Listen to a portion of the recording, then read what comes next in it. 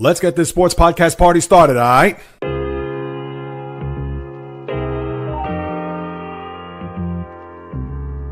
The JAYREELZ podcast. Why don't you wait until July 1st to make an announcement? What a disgrace.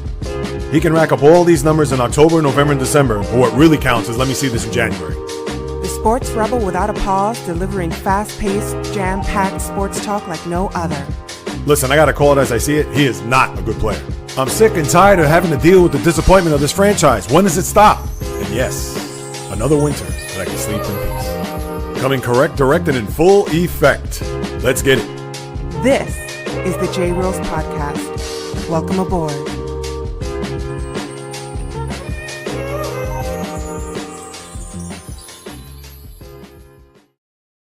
What is happening, my good people? Greetings. How are you? How's it going? How's everybody doing out there? What is the latest and greatest? Everybody's doing well, feeling fantastic, in excellent spirits. Playoff fever is in the air, and I have the medicine for you to digest as I dissect everything that's happening in the sports universe, as this is the JAYREELZ podcast with JAYREELZ. For my first timers, welcome aboard. And for those who've been banging with me going back to the very beginning, somewhere in the middle or even as early as this past Monday, I welcome you guys and gals back. And this podcast, I tell you, I could do this in my sleep. I could do this rolling out of bed. This one is a layup, an alley-oop, and a slam dunk. It's all that wrapped up in one. And that's where I'm going to begin with the NBA, because when I said a moment ago that playoff fever's in the air, yes, it is. We're going to talk about the play-in tournament. I get it. It has been just probably one of the best that we've ever seen when we think about it. But with the postseasons and the NBA and NHL beginning this weekend, the NHL schedule has not been set. And I'm going to talk about that in the second segment of this podcast.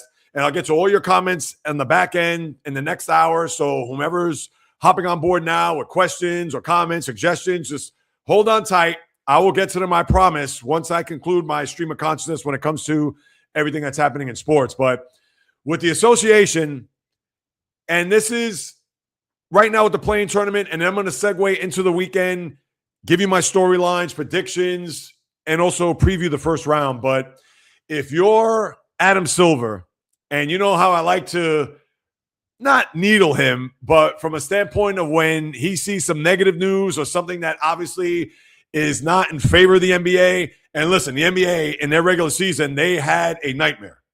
Listen, that's all there is to it. You could go back to everything that had started from the beginning of the year all the way through, whether it was injuries, whether it was the gambling scandal that started it all with Chauncey Billups and Terry Rozier.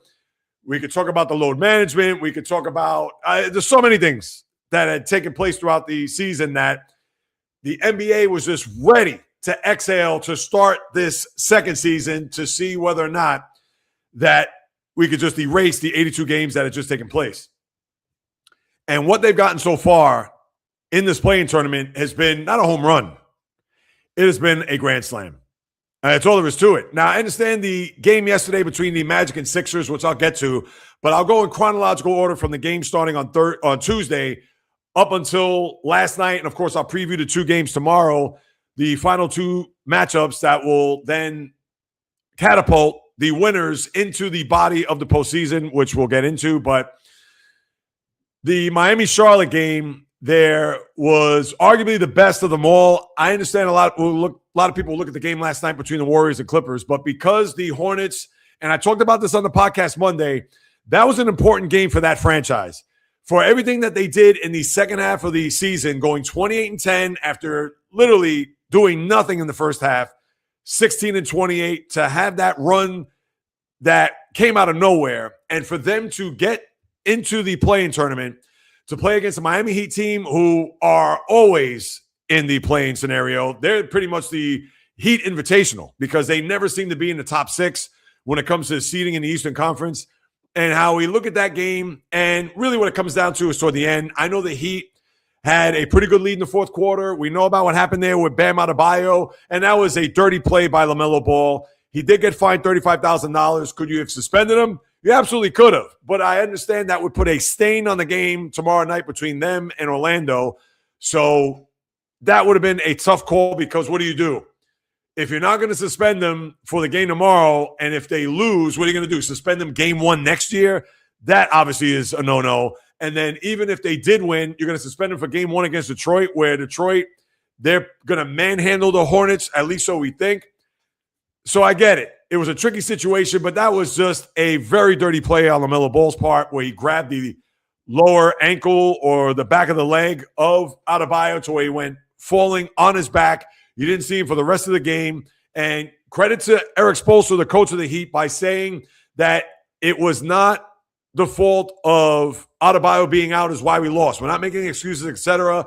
But having him out with that dirty play certainly didn't help us in winning that game. But when it comes down to those final couple of minutes, especially in regulation, I know Spoelstra, Pat Riley, the Heat organization, they're going to be replaying that Kobe White three-pointer from the corner there with about, 10 seconds to go? And then you had Tyler Hero miss there at the end to go into overtime. But for Kobe White, and that was literally a catch, turn, and shoot.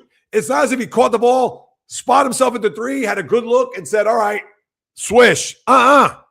This was, I'm not going to say a miraculous shot, but this was a very low percentage, high stake, clutch. How the hell did he drain that basket? And for them to tie the game at that point, and then Hero obviously not getting the game winner there as it goes into overtime. And then you have the scenario where, and let's start, I guess, with Amazon Prime. Can we even, to have that scenario, 40 seconds to go where technical difficulties came up? I mean, that would have been, as it was, you got able to see the end of the game, but that was as bad as it could possibly ever get for any streaming service to host their first ever, all right, it's not a playoff game, but a playing game. Imagine if the fans watching that were unable to see what would happen or what transpired there in the final seconds. There would have been outrage. And Amazon Prime would almost have to, I don't even know what they have to do. Jeff Bezos would have had to give everybody their money back. All right, well, the $149 or whatever it is that you pay for annually, that's it. I'm going to have to give a refund to everybody. Because that would have been the biggest epic fail of all time when it comes to a broadcast in TV history. There's no other way to slice it. Now, I understand it's a playing game. It's not a game 7 of a conference final, or dare I even say an NBA final. But still, that is just an awful look on them. And since then, they've been seamless, and they have to be. But you got to throw that in the mix. It's a terrible job, and thankfully they were able to rectify or plug whatever it was back into the socket to get themselves back online, because that just would have been an all-timer as far as anything that you've watched on TV, and especially when it comes to streaming. As we all know, streaming is here to stay. It's not going anywhere. And listen, they're going to have the Oscars being streamed on YouTube or Disney Plus in the years to come. So it's not just sports that's going to be effective. It's going to be regular live TV as well. So, but then you had a scenario then in the overtime with LaMelo Ball, who's losing the ball in backcourts and fouling Tyler Hero to make 3 free throws. And then it had to be a scenario where he had to pull his team out of the fire with the layup. And that was terrible defense there by the Heat in that final, about 7 seconds to go. And they made the layup there in the overtime. And then Davion Mitchell comes back where he gets blocked by Miles Bridges. Everybody exalts. And then, of course, breathes a sigh of relief to where the Hornets live to see another day. And again, if they would have lost that game, and they were lucky to even get that shot by Kobe White, but if they would have lost that game, considering they made that shot to push it into overtime, and let's say if LaMelo Ball got blocked there, knowing that he fouled to Tyler Hero to make those 3 free throws, forget about it. So this was a big step for that organization. Now, it's even bigger tomorrow, which I'll talk about in a moment when I preview the game. But give it up. They won the game they absolutely had to have. It was in their building. They can at least have that to hang their hats on, even if they do lose tomorrow night. But if they happen to win tomorrow night, that will even punctuate the win there on Tuesday night. So if you're a Hornet fan, you rejoice. And you just see what happens tomorrow. You just don't want to get embarrassed. If you lose a close game, a tough game, and let's say if you have a big lead and you spit the bit, that's even going to be tougher. But you don't want to lose 128-100 tomorrow night, because then it's almost going to look as if the game there the other night was for naught, period. So that's the first game. And then the second game with Portland and Phoenix. And I was in and out of this. I didn't really watch it that much. But give it up for the Blazers when you have an all-star and Danny, I'm going to butcher his name, of Diha, 41 points. What do you have? 10 rebounds, I believe, in the game. And when you get contributions from Drew Holiday, remember him? And not even getting the big contributions from the guys like Scoot Henderson and Shaden Sharp, but you're getting a little bit of both from your all-star and obviously a very underrated player, maybe not in NBA circles, but this guy could walk down the street. You couldn't pick him out of a lineup. But for him to put up the effort that he did, and the Suns, I'll get to them in a minute. This was, I didn't see this coming. When you have a double-digit lead in the fourth quarter, and I understand that double-digit leads in the fourth quarter don't really mean much unless, listen, a 20-point lead in the second half doesn't mean much because you know that you're 4 3-pointers or a 14-2 run for getting back in the game. And I get it. The way the game is played in this day and age, it's all about making threes and shooting threes. And this was a case where they chipped away. And with the combination of Diha as well as Holiday, and when you get contributions from guys that you weren't expecting, even a guy like Drew Holiday, because we all know that as much as he's been in the league and his know-how and his experience and championship DNA, he's a guy that can get you to 21 points, or he's another guy that could go 2 for 10 and score 8 points. And that's just how it is with Holiday, especially at this time of his career. But even with that being said, you got to give it up for what they did. And to me, this is a disappointment for the Suns. Game was in their building. They had that double-digit lead, and I believe they had an 8-point lead with about 3.5 to go on top of all that. So Jeremy Grant also made a contribution too. I forgot he made a couple of threes. And now you have Portland gets into the tournament as a 7 seed. They'll play Portland. We'll talk about that series a little bit later on. But big-time surprise there. On the road in Phoenix, I understand it's not a hostile environment, but for them to pull themselves out of the fire, to not have to worry about having to play for the 8 seed and be a sacrificial lamb to the Thunder, right now they have a few days off. They can rest up. They can prepare, and away they go. So kudos to them. And then the Suns, Jalen Green at 35. Devin Booker did not have a good game, especially for him. And Dylan Brooks, I believe he could contributed 20 points. But that is a very disappointing loss. And the Suns, I talked about this yesterday on the live stream, high noon, and I'll just a little bit, just sprinkle the surface with this. Think about this decade for the Suns. They made it to an NBA final with Chris Paul, DeAndre Ayton, Devin Booker. 2-0 series lead. They get swept from that point on, lose. Then they lose a Game 7 to Dallas where the halftime score is like 72-40. No show in the game. They trade for Kevin Durant. They lose in the first round to Denver in 6 games. The next year, they get swept by Minnesota. Last year, they didn't even make the playoffs. And now look at it this year. They make it into the play-in after not making the playoffs. And now they got to do or die against Golden State, which I'll get to in a moment, where now, who knows? Maybe they've been resurrected. So terrible job by the Suns, no matter how you slice it. Let's see how they perform tomorrow. I'll talk about that momentarily. And one other thing I forgot before I talk about last night's games, the Miami Heat. Somebody called them the Steelers of basketball, which I thought was kind of funny. But if you're Pat Riley, Eric Spoelstra, and you have no assets on your team, what are you going to do to make your team relevant to the point where nobody says you have to be a 1 or 2 seed, but can you at least be out of the play-in? I mean, I get it. They don't have a wealth of talent.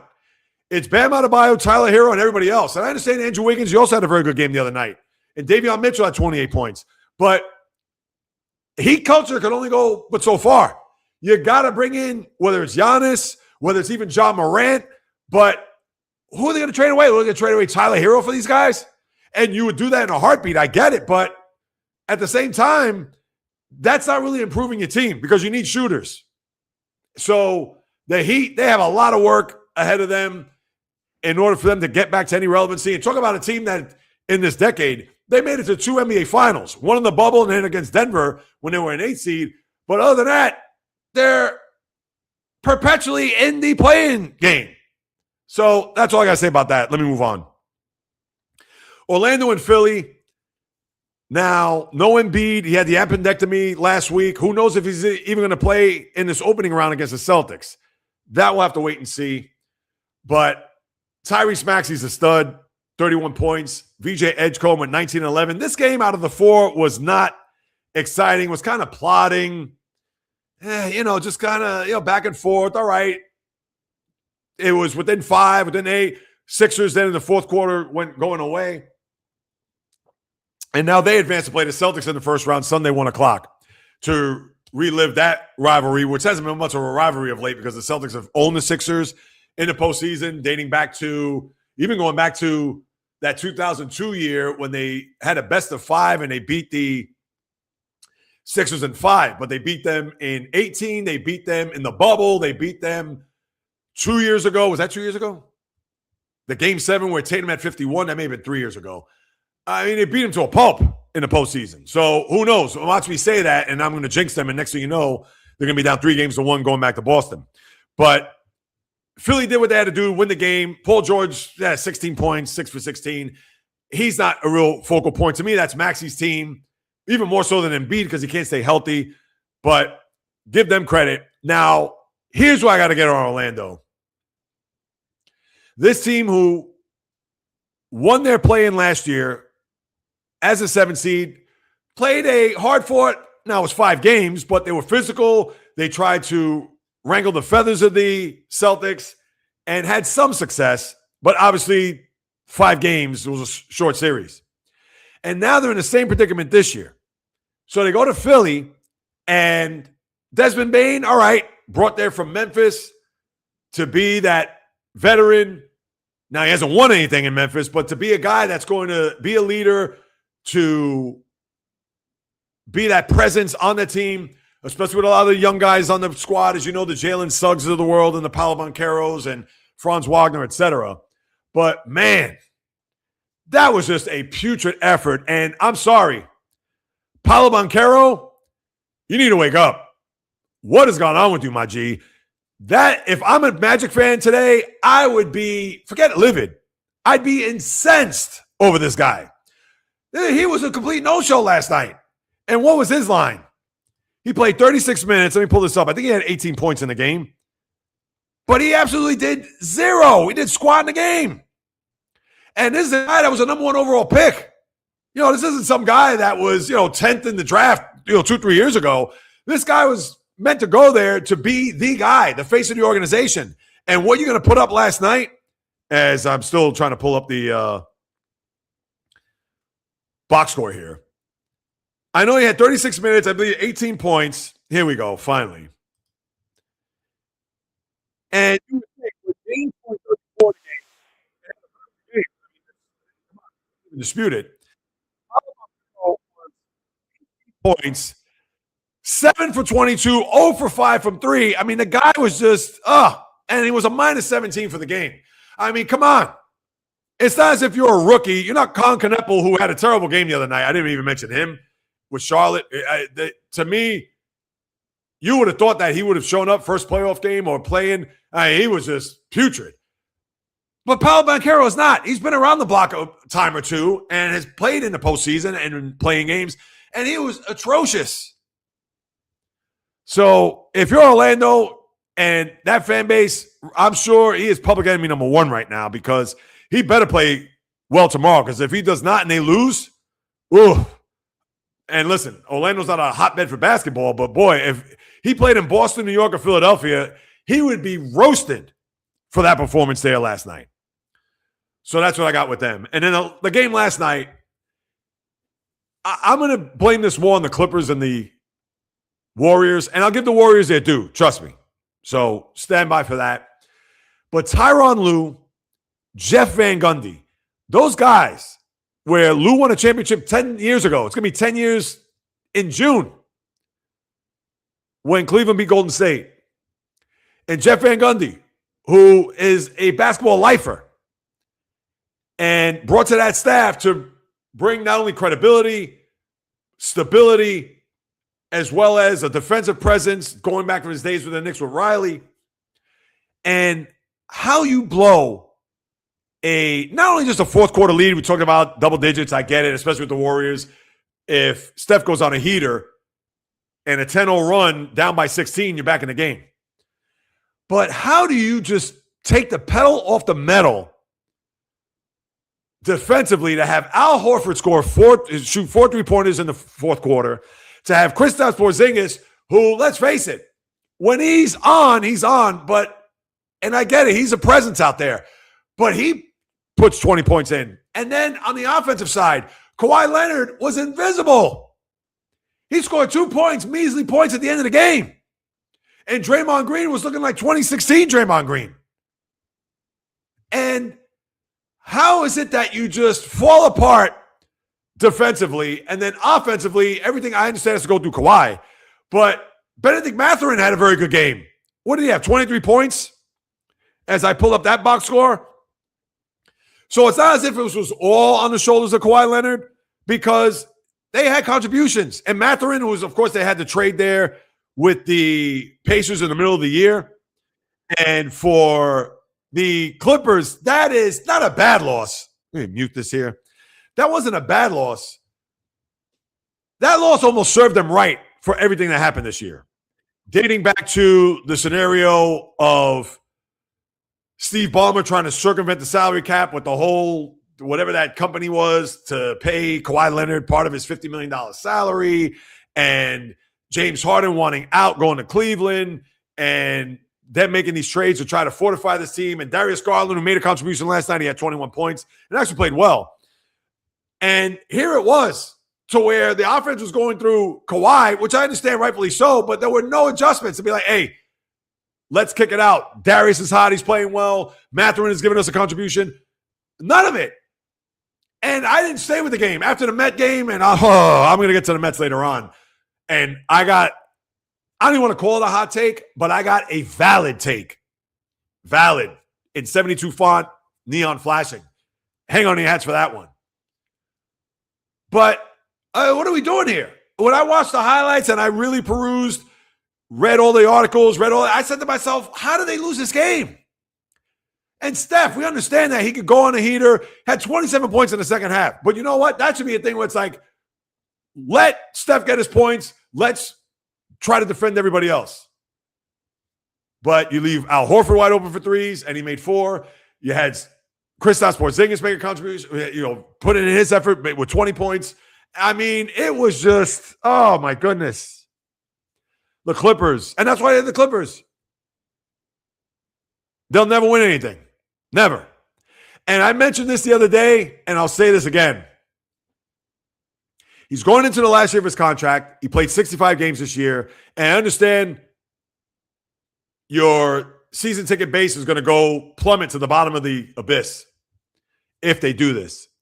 But if I'm Steve Ballmer, I would sincerely think long and hard and talk to my GM and Lawrence Frank and everybody, the VP of basketball ops. And I don't know what you could get back for him. You're probably not going to get much considering his age and the salary. Not even the salary. This is his age. You're going to have to bring him back, contract back. But I would really, truly consider trading Kawhi Leonard. 100%. And you'd have to speak to your fan base to say, we're going to pivot. You're not going to get a ton of draft picks. You're not going to get, no. And I understand he's an expiring contract, so that in itself is worth gold. But one more time, you're not going to get a boatload of picks of young players because of his age and his injury history. But it is worth getting something back. Again, it's going to be a bad contract. But if you could get a player that's a little bit younger that you know you could build and hopefully he's not injury prone, I would do it. Why not? Because the Clippers, he has one more year left. After that, where are you going with this franchise? You got to do something. And I understand it's easy for me to say as a Thursday morning quarterback to say, oh, trade Kawhi. And no, not throw him out in the street. But where's this franchise going? Nowhere. So if I'm the VP of ops, again, not to say that, oh, we'll trade him for a bag of basketballs, but I would really have to consider and contemplate whether or not, what direction can we go as a franchise and what can we get back for Kawhi Leonard in order for us to build this team? Now, to have Benedict Mathurin, fine. Darius Garland, I understand toe injuries, etc. So you have 2 young pieces. Are they all-stars? Garland was an all-star once upon a time, but are they 2 guys that are going to shift the focus and attention to trending upward? Maybe not, but it's a start. And that's how I look at it. But enough of the Clippers. Let me get to the Warriors. This game is either going to be the beginning of them getting into the postseason, or they're just going to bottom out tomorrow night. And I say that because that comeback, maybe that's more on the Clippers than it is with the Warriors. But that comeback may have added life to this team. It's going to be short-lived because even if they win tomorrow night, they're going up against OKC and forget about it. Please, I don't care. If Curry could score 60 points, they're not winning that series. But how I look at it is that the turnaround time, and I get it, they have a whole day, travel to Phoenix, prepare, rest up, ice up, treatment, etc. And I don't trust Phoenix to begin with. But that performance last night brought you back to the Warriors of yesteryear. When you see what Draymond did on defense and you saw what Steph did in that second half and draining all those threes and knowing that they can be, not will be, they can be a dangerous out in the next game. Not in the next round, next game. What can you say? You just tip your cap. And I understand it's a play-in. When you think of the Warrior dynasty, you're not going to, this game is not going to be ranked in the top 5. It may be to some people because they're going to think about maybe this is Steph's last big playoff game because who knows what this team's going to look like next year. Porzingis is a free agent. Jimmy Butler's not going to come back to the middle of January, and he's going to be an expiring contract for what that's worth. 36 years of age coming back from torn ACL. Al Horford, you would think he's going to retire. He's going to be 40 years old. Can't play forever. And I understand you have the Brandon Podziemskis and the Guy Santos and guys like that. But come on. We all know that this Warrior team, as far as this dynasty, is on its last legs. And what you saw there last night was an indication of we're not dead yet. There's still a pulse. How much left that pulse is going to be, I don't think it's going to be much. But as you know, it remains to be seen. But give them credit. That was as big of a gut check win and come from behind with fight, with grit. And it just shows you that the Clippers don't have that. And it's a shame because you want to root for a guy like Tyronn Lue. He's an excellent coach. And he just stood there, standing still and did nothing. And really showed that, yeah, in that organization. And they got to do something. I don't know what they're going to do, but they got to do something. All right, now let me get to the games tomorrow, and then I'm going to get to the storylines, NBA. I know this is a jam-packed podcast, people, so stay with me. I see a lot of comments in the chat room. I'm going to get to those comments in the 12 o'clock hour, so just please bear with me. I will get to them all. If you want to step away and come back, please feel free to do so. I would sincerely and gratefully appreciate it. So as far as, and forgive me with the lighting, I know I'm trying to work with what I have here. I don't have my ring light, but anyway, let me move on. Real quick at the games tomorrow night. I think both Charlotte and Golden State are going to be not only in a rock fight, but I think this is going to be tougher than you expect. After that performance and what I said about Paolo Banchero, I expect them to come out like gangbusters. I expect Orlando to have a big game tomorrow night. I'd be shocked if they don't. And listen, Charlotte is a live dog here. I'm not discounting anything that they've done. And who knows? And I would actually like to see them win. Because to have them play in the first round against Detroit, there'd be some theater. Because, as I mentioned a couple of times here in the last 10 days or so, there is some beef between Detroit and Charlotte based on that fracas that you have between Jalen Durham and Musaka Diabate, and then you had Isaiah Stewart come off the bench and all that. So that would add a little intrigue. Now, is Charlotte going to win the series? They are not. Maybe they get a game, and I'd probably give them a game. But other than that, I don't expect to have them win more than that. But I think this would be a huge step for them if they win this game tomorrow night. And even if they lose, they get blown out and they lose 119-98. You could only hope that their head coach, Charles Lee, and their young core will look at these two games and build off it for next year to get themselves in the bulk of the Eastern Conference, meaning top 6.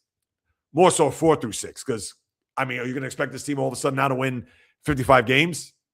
Probably not. But that's how I look at the game tomorrow night. I wouldn't be shocked if Charlotte won, but I think Orlando, after that performance last night, and Boncaro, he has to look in the mirror, and I'm sure the head coach is probably saying, hey, if you don't step up here, come on. So I can see Orlando winning that game comfortably. And as far as Golden State Phoenix, now I don't trust Phoenix as far as I can throw them based on what you saw against Portland. And Portland has the one big player, and I understand they have some other role players, but now you're going to go up against Steph Curry. Granted, aging, but you saw what took place there last night. So how I dissect this is that the story is how much gas is left in their tank after that game last night, where they had to literally come from behind in more ways than one to win that game. They could come out flat and Phoenix could run them out of the building. I wouldn't be shocked. Would not. And I'm not here to jump on the Golden State bandwagon either. But with that being said, something tells me I think Phoenix will find a way to win this game tomorrow. And I'm basing that only because not of the lack of faith and trust in Golden State, but how much do they have left after having that game won last night? Now, if they played a game where they were in front the whole night and maybe the Clippers made a charge, but the Warriors won by 12. Let's say the Clippers cut it to 5, but then they went on a 7-0 run and they stabilized the game and they won, whatever, 116-106. Then I could say, you know what? And they rested Curry at the end. I don't see that. I could see the home teams winning. I wouldn't be shocked if either Charlotte or Golden State won. And I'll say this. For Adam Silver, and now this has come full circle before I get to the storylines. Adam Silver, you knew last night and pretty much this opening playing tournament, he wasn't doing cartwheels and handstands. He was opening up bottles of Pinot Grigio, Cabernet Sauvignon, and he was guzzling those suckers, especially after the Warriors won last night. Because now he gets to have Steph Curry for one more day at least, and you know that he is praying to the basketball gods that he has more bottles on deck. Maybe it'll be tequila this time as opposed to wine. But I don't care what he says. Oh, I want it to be a competitive game, and if the Phoenix Suns win, then great.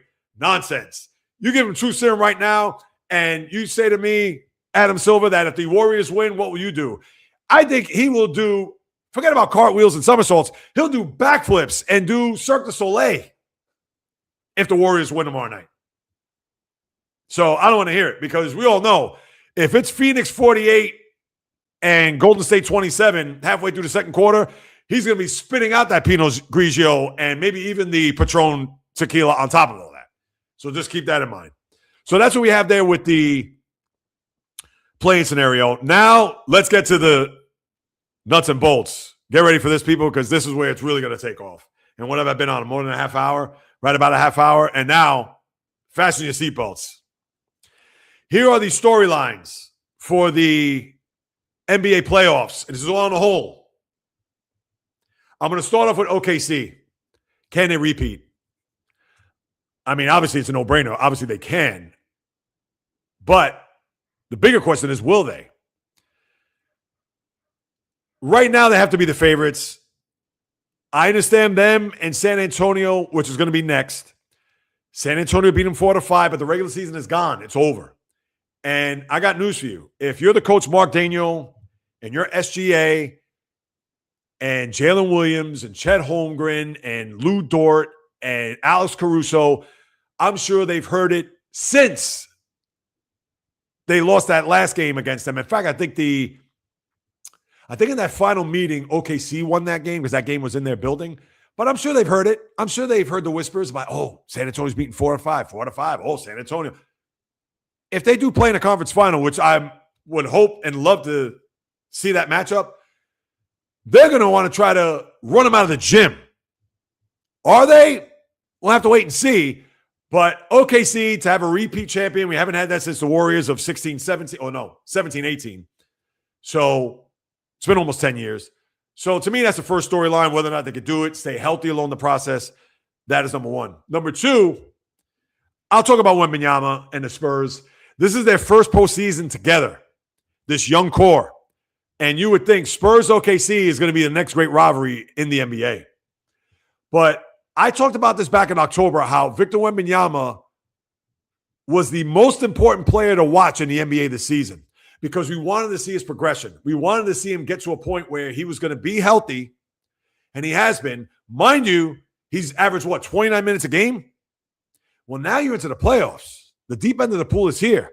Maybe not so much the first round against the Portland Trailblazers, but you have a date with Denver, most likely, in the second round. And then after that, Oklahoma City. That 29 minutes restriction, that's going to be out the window. He's going to have to play 33, 34, 35, maybe even 38, 39, 40 minutes. He's going to have to, Mitch Johnson, the head coach, he's going to have to figure out what's going to be best for this team in order to win. Now, I'm sure he's going to pray for a lot of early blowouts in the first round, but going up against Jokic and Denver in the second round, and that's probably going to be minimum 6 games. You think when Jokic is out there 43 minutes with a triple-double that Wembanyama's going to be on the bench? No way.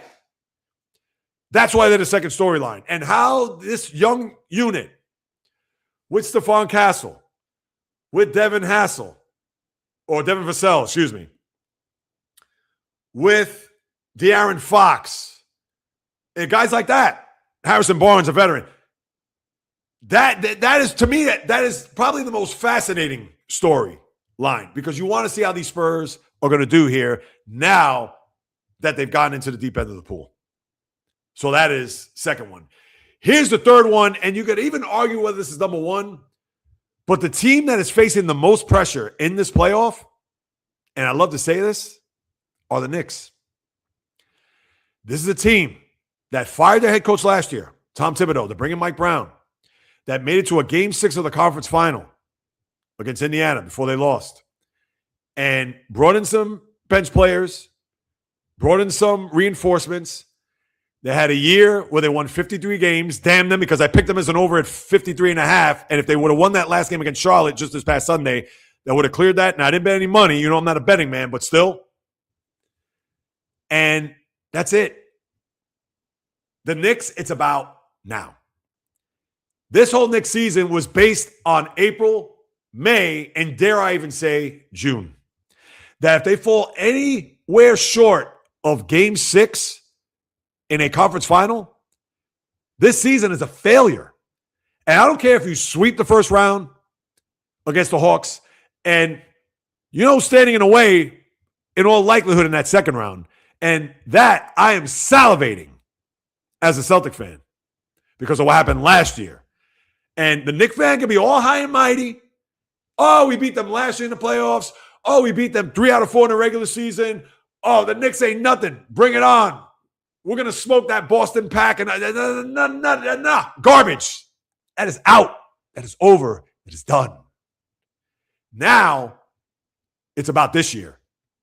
And I got news for you. If it is Celtics-Knicks in that second round, and Tatum, you don't think, and he played there just last Thursday night, got it out of the way, so he doesn't have to worry about jitters or butterflies in the stomach or going back to the garden, the scene of the crime, etc.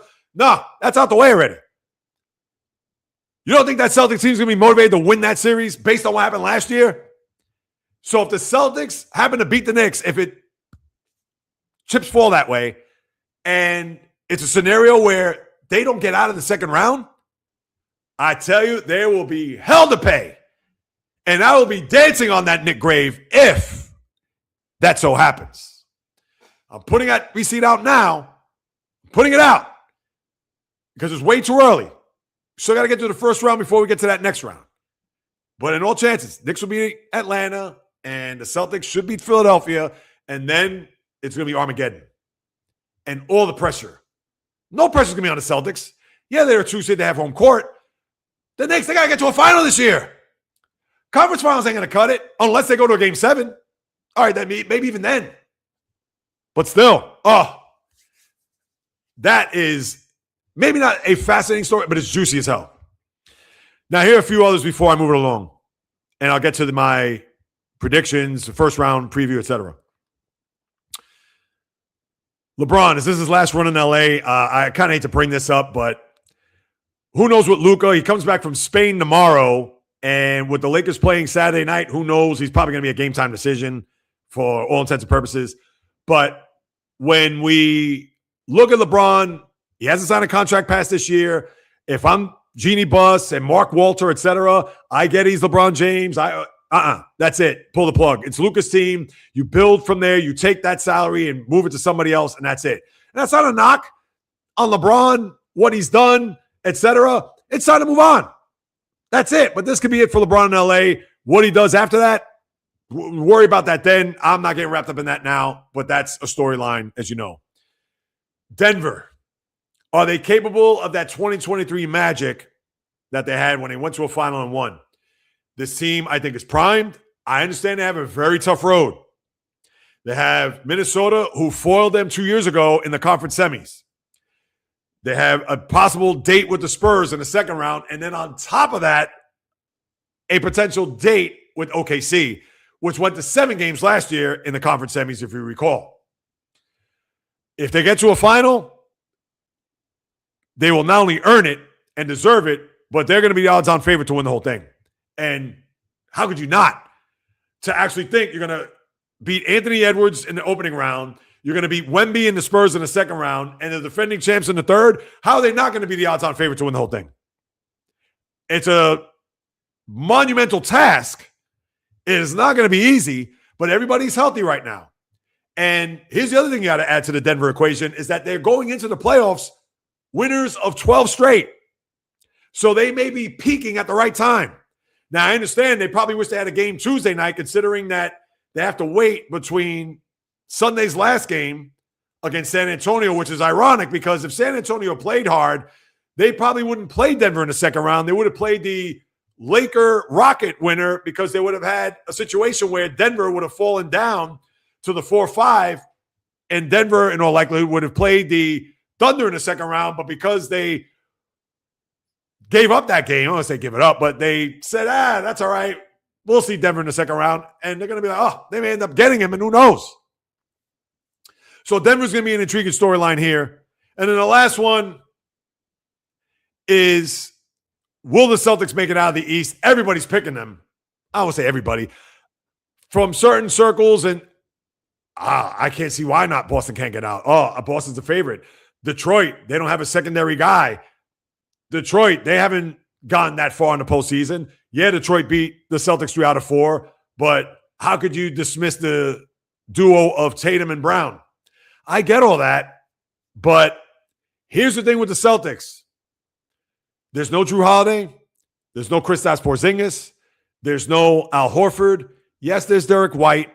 Yes, there are a couple other players, but to the Baylor Shiremans, the Luke Garzas, the Hugo Gonzalez's, Peyton Pritchard won a title 2 years ago. Sam Hauser. How are those guys going to step up in not big spots, enormous spots in order for them to get to the finals? Because they don't have the depth that they had. Now, they have depth, but they don't have that championship DNA depth. They don't have Drew Holiday. They don't have Al Horford, who went to a final in 2022 before they won in 2024. They don't have that type of personnel. They have a lot younger of a younger base that's going to try to get them back to a final. Do you trust them 100%? I have to say, they won 56 games in a regular season. They've done more than I could ever imagine. Neemias Queta, another one. But now, again, they're swimming. This isn't shallow water anymore. This isn't the kiddie pool. This isn't the 5-foot pool where, hey, all right, great. No. We're in that 12-foot pool right now where you're jumping off the diving board and sinking to the bottom. Are you going to continue to sink, or are you just going to tread water, or are you just going to swim out of that and get to a final? So that's another big storyline. Other than that, to me, that's what I see. And as far as predicting these first-round matchups, now, some of them are cake. And I'll go in order. How about I do with that to make it a little bit more exciting? Toronto, Cleveland. Now, Toronto actually swept the Cavaliers this year, but they played all those games, I think, before December and before Harden got there. But if you've listened to me over the years, I don't trust James Harden as far as I could throw him. I think they'll win this first round. This would be, to me, not a cakewalk by any means. You got to like what Toronto has done. They've been under the radar, And understandably so. Nobody's expected Toronto to go on a playoff run here. But I can see them winning a few games. I can see the series going 7 games. But Toronto, because of their younger core, led by Scotty Barnes, I know they got RJ Barrett and Brandon Ingram, and they have talent on the team. But listen, how could I not? Even with a Harden that I don't fully trust, I would think Donovan Mitchell, and he's the king of getting past the first round. It's Donovan Mitchell trying to get out of the second round has been a problem. I could see this going 7 games, and I could see Cleveland. I could see maybe even in 6 for that matter, winning a game 6 in Toronto. But I'll say 7 just to give Toronto their due. That's how I see that opening series. The next one, Minnesota-Denver. Listen, Minnesota, they have been, I don't want to say out of sync, but they've been so up and down. And I get it that Anthony Edwards is a guy that you have to watch out for. He could explode and have that 40-point game. But I don't know. Is Rudy Gobert and that supporting cast, are they going to be enough to outlast the Nuggets, who are healthy, coming in 12 in a row? Everything I talked about the Nuggets a short time ago. Listen, they're going to be feisty. They're going to be a handful, without question. And I wouldn't be surprised if this series is 2-2 going back to Denver. But I would think Denver knows, based on their recent experience, even since them winning a championship, when they were up 2-0 against Minnesota and up 3-2 before having a 20-point lead, game 7 in their building before losing to Minnesota. And last year, losing to OKC in the second round. I would think that with Jokic, that core, Aaron Gordon, and Jamal Murray, guys like that, that they do know how to win. And you would only hope that they've learned from these last 2 postseasons that, at least for this first round, they know who to attack, how to attack it, and be able to get past this round. I think the Nuggets in 6, if you ask me. And then with the Lakers, it's all contingent on if Luka comes back, Austin Reeves. I mean, that's what we're talking about here. Because if it's going to be LeBron and the Rui Hachimura's and the Jake LaRavias, and I mean, who are we kidding here? That's a 5-game series. But if Luka does come back, and who knows what type of shape he's going to be in and how in between the ears, that hamstring could go at any time. I don't care what kind of stem cell, PRP he got in Spain, whatever. But Luka, that could pull it at any moment. But because they are the Lakers and the Rockets, I don't trust fully either. Rockets blow leads. We've seen that throughout the regular season. I understand Kevin Durant and Ime Udoka is a good defensive coach, although you haven't seen it at times. But I'm going to pick the Rockets in 6. If the Lakers were whole, I would pick them in 7. But because they're not, I mean, how could I not pick the Rockets here? As far as the weekend, Celtics, Sixers, first game on Sunday. Now, Embiid is going to be out. We don't know how long. If Embiid is out, that's where the Celtics have to take advantage. If you remember that Sunday night game, the last time they played about a month and a half ago, Neemias Queta was like 27-17. And of course, that was with Embiid out, so that helped. But that's what we're going to need to see from Queta, to expose that middle, to do whatever they can. Listen, if Tyrese Maxey is going to go off for 35 points a game, so be it. But Paul George, who is not a big playoff performer, I know playoff Paul, to me, is way off Paul. And we understand 34 years of age, 25-game suspension, coming back, is his sea legs back, is he in game shape, whatever. To me, that doesn't even matter. And I know VJ Edgecombe is going to be a plus, but I see the Celtics. I've waffled back and forth on this, but if Embiid is not playing, Celtics in 5. If he does play, I'll say 6. I skipped a game on Saturday. How dare I? Atlanta and the Knicks. Now, Atlanta's going to be feisty too. They made those trades, Porzingis, Trae Young, and they bring in almost a whole new squad. When you have Dyson Daniels, Nickeil Alexander-Walker, you also have, top of my head, I'm drawing blanks now with the Hawks team. Jalen Johnson, CJ McCollum. So you have a little bit of youth and veteran presence on that team. And to me, it's all about who's slowing down Brunson in big spots? Because, yes, OG Anunoby get a shot off. I understand Karl-Anthony Towns. I get it that Josh Hart, very resourceful player. But it's about doing your best to get in the face of Jalen Brunson. And if the other guys beat you, you don't want that. So be it, because I get it. You can have Jalen Brunson go off and get his points, but Jalen Brunson gets those points when they absolutely positively have to. It's the other players that you got to worry about getting off. I don't know if Atlanta has enough. And maybe I'm giving them a little bit too much credit to say Knicks in 6. But you know what? Maybe I'll give the Hawks 2 wins. I can see a split at the Garden, and I can see a split in Atlanta, where the Knicks win game 5, and then they go to Atlanta and dust them off in 6. Or I can even see it the other way around. Think about the Pistons series last year. They split the first 2 games. They go to Atlanta, win the next 2, and then Atlanta wins a game 5 here in New York, and then win in Atlanta game 6. OKC, listen, that's going to be a sweep, whether that's Golden State or Phoenix. I mean, come on. Maybe I'll give Golden State 1 game, maybe. But as I mentioned a little while ago, if all the gas in their tank from what happened there last night in LA, and then they have to refuel that tank and then win, it's not going to be a blowout. If it's going to be a blowout, it's probably going to be more on Phoenix's side. But let's say it's another tooth and nail, bite, scratch, claw type of game where Golden State comes out alive, and then 48 hours, you got to go to OKC, less than that because the game's at 3:30. Then you're going to go play OKC? There's no way. I wouldn't even give the Warriors a game. And maybe because they spread out the first round, maybe, but they're going to win that series handily. Detroit, whether it's Charlotte or Orlando, if it's Charlotte, I'm going to give them 1 game. It's going to be 5 either way because I don't trust Orlando.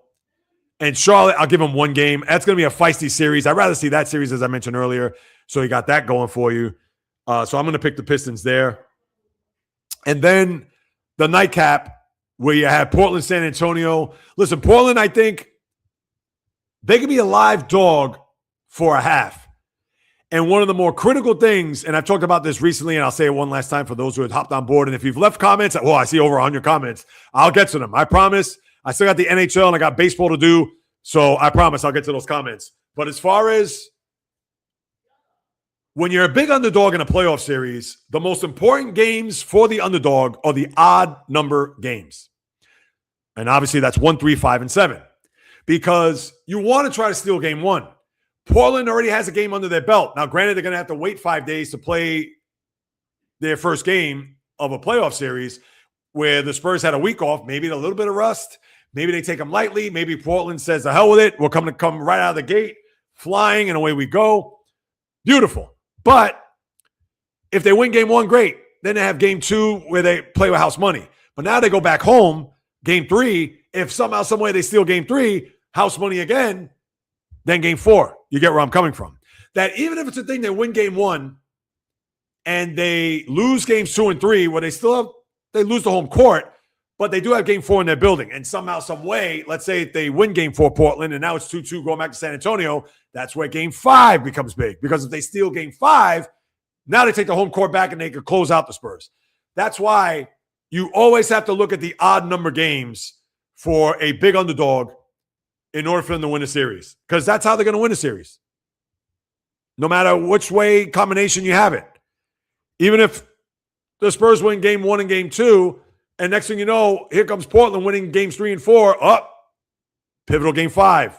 Must win. And right, even if it's a home court series throughout, game 7, guess what? Another odd number game, you got to win that game. Keep that in mind as you move along this playoff. So, but I think San Antonio's going to win this series. I say in 5 also. I'd be shocked if Portland gets 2 games. I wouldn't be surprised if it's a sweep either.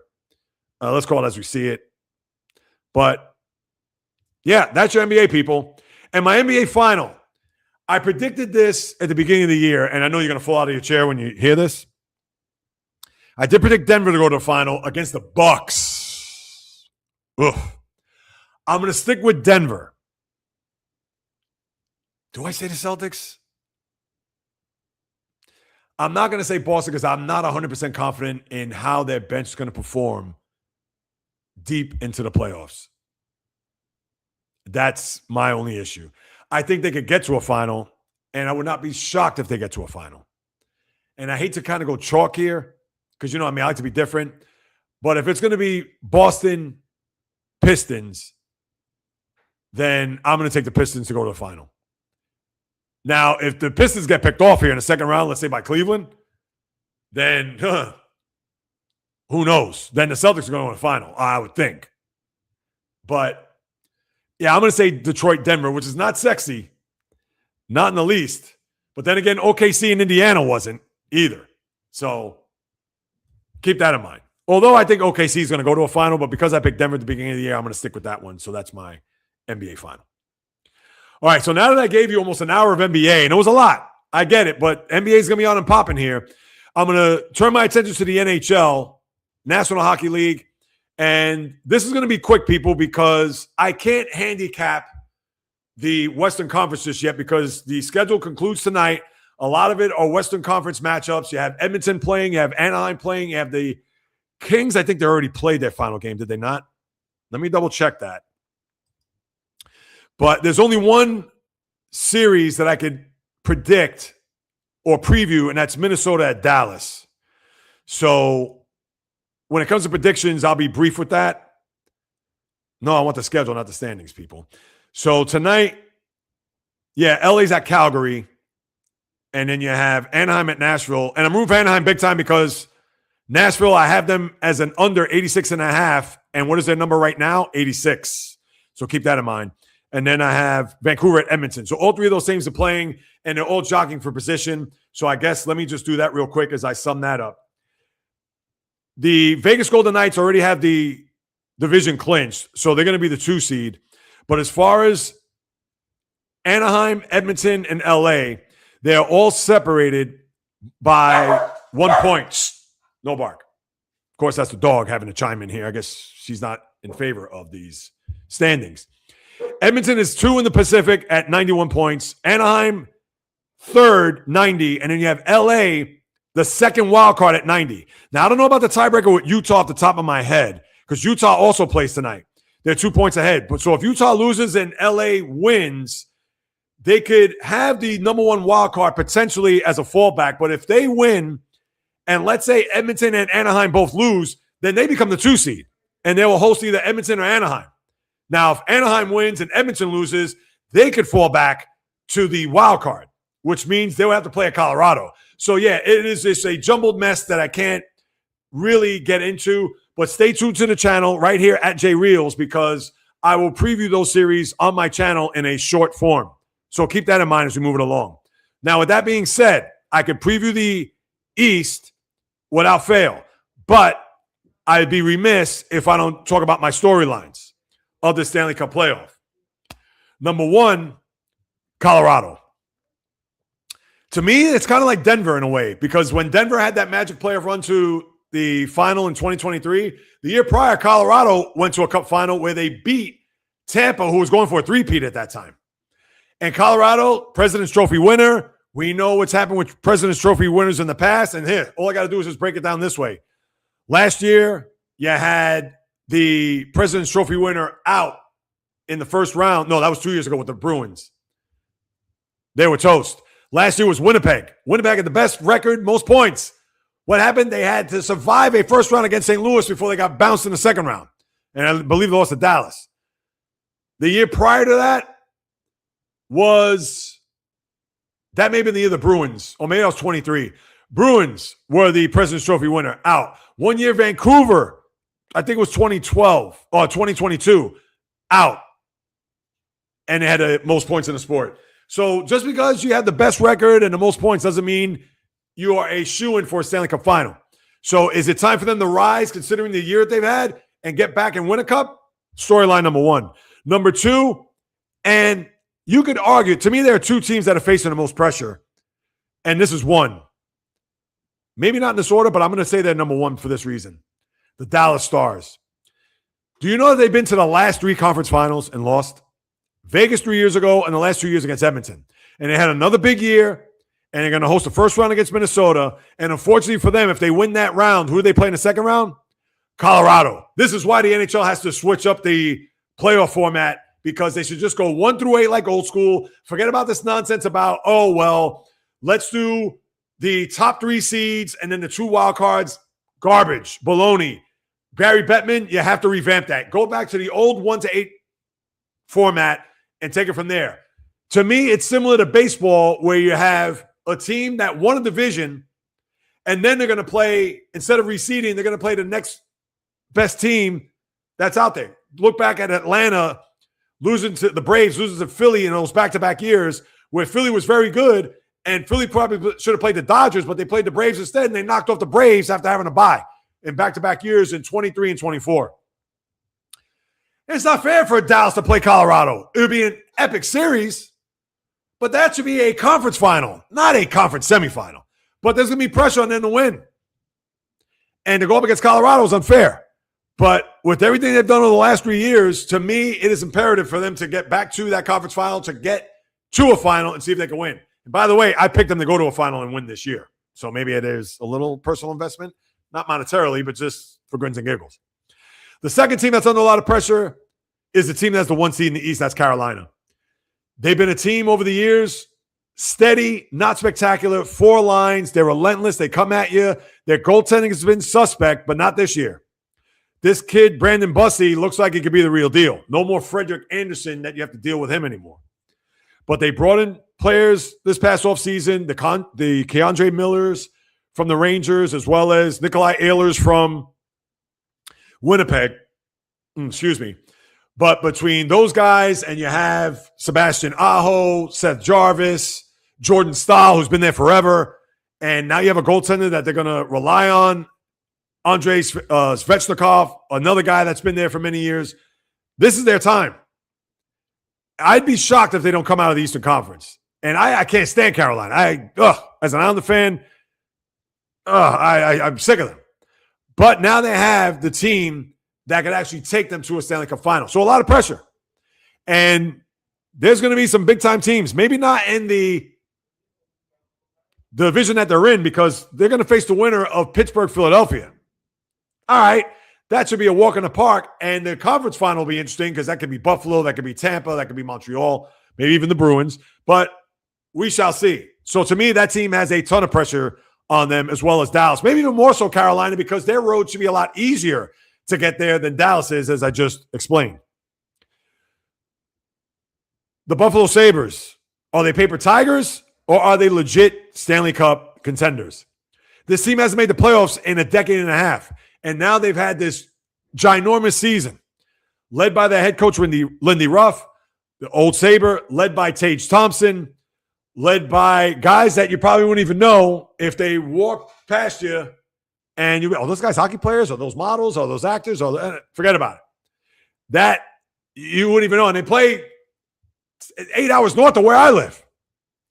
But if you're a Sabre fan, you got to be through the roof, knowing that you've had a big-time year, a lot of expectations. You didn't sneak up on anybody. You're not a first wild card team. You're not in the middle of the pack. No. You are right now a 2 seed. And let me just double check that. Yeah, because the season's over. Yeah, they got the most points. So how are they going to perform here? And their first round matchup is fascinating. But how they're going to perform is going to be interesting, similar to the NBA, with the deep end of the pool and deeper waters, etc. The Tage Thompsons, the Rasmus Dahlins of the world, the Josh Stones, the Alex Tucks of the world, guys like that, where, yeah, it was all fun and dandy, regular season, woohoo, look at us. But now, to me, they got to get to a conference final. Anything short of that, it's been a disaster. I don't want to hear, it's been a great year. Oh, we're back. When you have 109 points and you're a 2 seed in the conference, I'm sorry, I don't care if you haven't been in the playoffs in 100 years. You got to go far. And I'll give you a conference final. I'll give you that. Anything less than that, I'm not buying. So that's storyline number what? 4? 1, 2, 3, 4. 2 more. Can Edmonton make another run to a cup? I'm going to root hard for them. And I'm not an Edmonton Oilers fan in the least. But we saw what happened in the last 2 years. Right now, they're in a dogfight to maybe even get, think about this. They could possibly have home ice in the first round with a win, and of course they need some help. But they could also be the second wild card team where they have to go to Colorado. So I don't know. Now, if they win, they will at least be on the road. Let me double check that. If they win, because I just said this earlier, but I want to be correct, they will have the opening round in their building. So right now they have a 2 seed. So they'll play either Anaheim or the Kings. But if they lose, they could be in a world of trouble. They could either be a 3 seed where they have to go on the road, either to Anaheim or LA for the 5th year in a row, or a scenario where they're a wild card and they got to go to the Mile High City. So right now, I wish I could say they had a 2 seed locked, and I feel a lot more confident in that. But can they get back to a cup for the 3rd year in a row under their prolific player in Connor McDavid? And then lastly, the last hurrah for the Penguins. They've had a big year. They haven't made the playoffs in a couple of years. I know last year for sure. And you thought the troika of Sidney Crosby, Evgeny Malkin, and Chris Letang, that was it. Their heyday, 2016-17, when they won the back-to-back and 3 overall, dating back to the 08-09 when they beat Detroit. But I got news for you. They will host in this first round against Philly, in-state rival, and I'll preview that in a second. This could be it for them. Now, that's not to say they're going to go off into the sunset and retire after that, but come on. They have home ice in the first round. This isn't going to get any better for them. They're not getting any better. Sidney Crosby's what? He's going to be 39 years old, if he isn't 39 already. And Malkin's long in the tooth. And I understand they're still productive players, and you can't discount them. But, geez, this is it. Now, as far as the series goes, and I'll just do the East and I'll do the one in the West. Carolina, Ottawa. I understand Ottawa's had a very good year. Made it to the postseason last year. They lost to Toronto in the first round. So let's see what they could do to piggyback off that. Listen, Carolina's been a machine, and they've been even before this year. I'll give Ottawa a game. Maybe I'll give them a second game. I don't know. But I just like Carolina. I don't care. You could throw all the Brady Kachucks and the Dylan Cousins and the, the Tim Stoltzes of the world. I don't want to hear it unless their goaltender stands on their head. But even then, I still think Carolina's going to win this in 5. Did I rate 5 here? Yes, in 5. That's series number 1. Penguins, listen, the Flyers are feisty. The Travis Konechny's of the world, and Sean Couturier's been there forever, and Owen Tippett's led in goals, and you have their goaltender who a lot of people think could be the X factor, not only of the series, maybe a team that the Flyers, I understand they got in pretty much on the last day of the season, but when you look at Dan Vladar and net, so Flyers, I think, are going to be tough. I'm going to give them that. They're younger. I understand not a lot of playoff experience, but I think the Penguins realize that this is it, that they know that if this is going to be one last hurrah, they have to win this first round. And for me, for this regular season to stick for them, for that group, they have to win the series. So I'm going to pick the Pens in 7. Montreal and Tampa. Listen, I know Montreal's had an enormous year, and they were neck and neck with Tampa all year. And Tampa, they probably have the MVP this year, and Nikita Kucherov, and they still have pedigree with guys like Jake Gunsel and Braden Point and Brandon Hagel, and who knows with Victor Hedman. I know he's left on family leave or emergency leave, whatever it is. Who knows if he's going to come back. But Montreal, I know Cole Caulfield, say that again, who's had a monster year, and their goaltender is pretty good in Jacob Dubas. Dubas, you pronounce his name? Or Dubé. Yeah, have Nick Suzuki, as we all know, is very good. But I think Tampa, and I didn't even put a prediction here, I think Tampa's going to win this in 7 games. I can see this was going down to the wire, and that's how I look at that series. I trust them a little bit more than Montreal. And remember, this was a Stanley Cup final back in 2021 after the bubble. So, or after during the pandemic, after when they won their first cup. And then you have Boston Buffalo, which is going to bring back memories of 1988. And I won't go down that road, the penalties and the fights and all that. I think this is a tough matchup for the Sabres, although I think the Sabres will win I could see this going 7, but I'll say 6. But I could see Boston and Jeremy Swayman, if he stands on his head, this could be a rough series for the Sabres. But I'm going to say the Bruins. I'm going to say the Sabres. I'm going to give them their dap. Would I be shocked if the Bruins win? I would not. But let's just see how that goes. I'm going to pick Buffalo here. And Minnesota, Dallas, I'm picking Dallas because the Stars, I picked them to go to a cup. Minnesota's going to be feisty too. I'll say Dallas in 6. Now, they have goal scoring Minnesota. We know about Kaprizov and obviously the trade that they made in the middle of the season for Quinn Hughes. And you got to like what you see with them. But they're the kings of not getting out of the first round.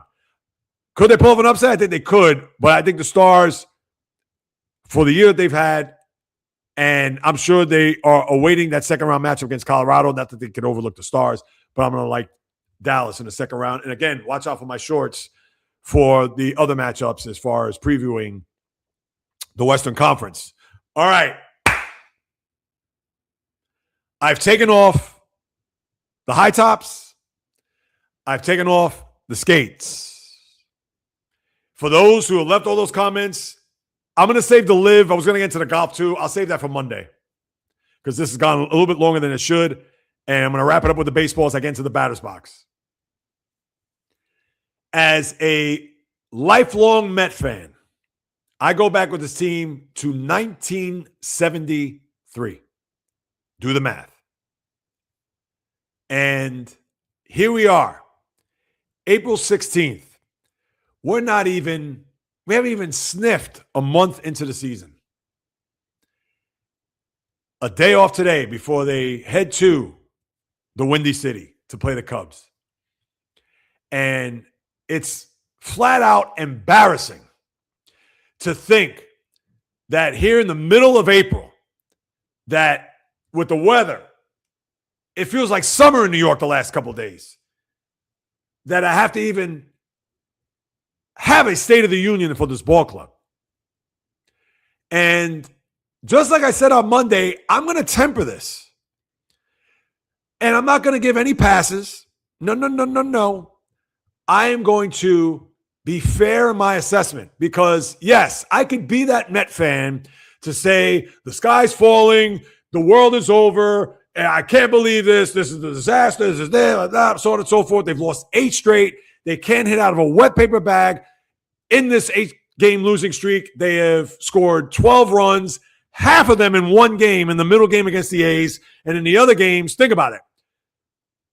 8-game losing streak, 12 runs. One of those games have scored 6 runs. So the other 7 games, they have scored 6 runs. They might as well have me on the team in the batter's box at this point. So now it's almost as if ring the alarm, the bat signal, JAYREELZ, State of the Union for the Mets here, April 16th at 12:12 p.m. Here's what I'm going to say. I'm going to start with the owner who came out with this tweet, and I saved the page because I want to read it to you. And this was just yesterday. Steve Cohen said, "Nobody likes to lose, but I saw some green shoots tonight." What the hell does that mean? What is green shoots? Is it pea shoots like pandas? What is that? Sugar snap peas? I don't know. And maybe that's something I should know. Is that a Gen Z hip phrase in this day and age? I don't know. But if somebody can leave it in the comments, please. I'm going to get to the comments after I talk baseball. I promise.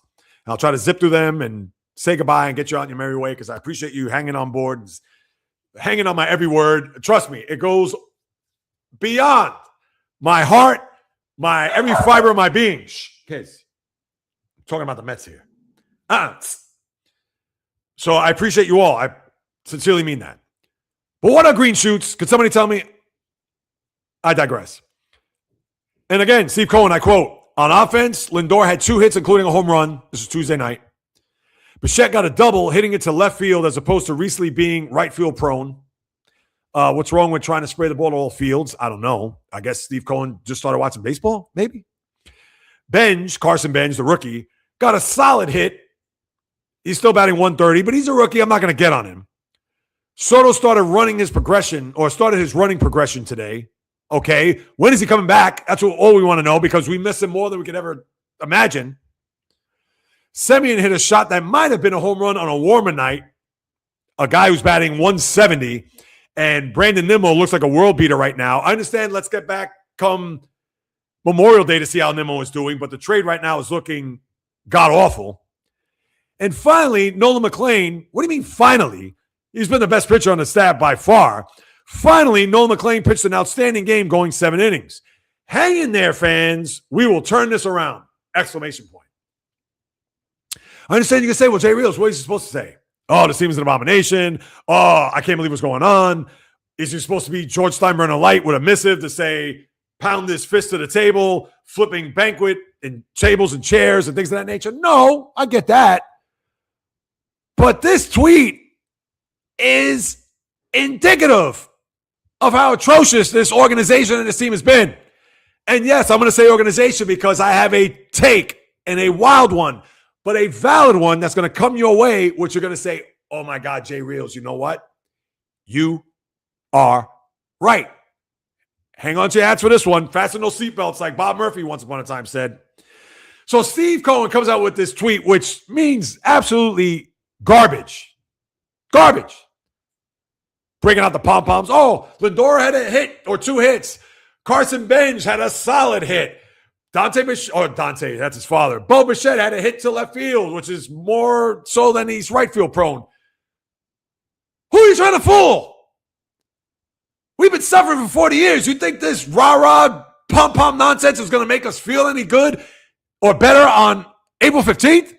And listen, I got to temper that because it is early.